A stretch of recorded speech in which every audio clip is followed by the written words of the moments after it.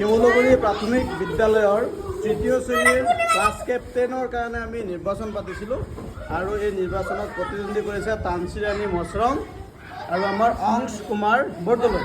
এতিয়া ইতিমধ্যে আমাৰ তানসী ৰাণীৰ ভোট গণনা কাৰ্য সম্পন্ন হ'ল আৰু কেইটা ভোট পাইছে বাইদেউ তানসীয়ে? 15টা ভোট। এতিয়া আমি কাউণ্ট কৰিম যে অংশে 15টাতকৈ বেছি ভোট পালে অংশ জয়ী ঘোষণা হ'ব। এতিয়া আমি কাউণ্ট আৰম্ভ কৰিম। আৰম্ভ কৰক। আমাৰ কাউণ্টিং আৰম্ভ হৈছে।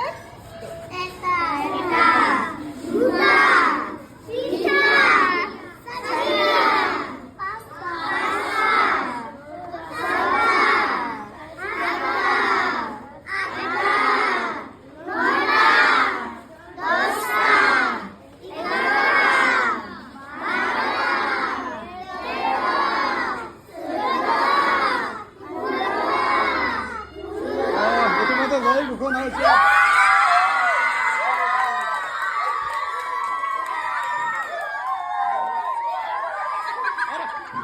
কুমাৰ বৰদলৈ, তুমি তৃতীয় শ্ৰেণীৰ ক্লাছ কেপ্টেইন হৈছা, তোমাৰ অনুভৱ কেনেকুৱা? ভাল লাগিছেনে?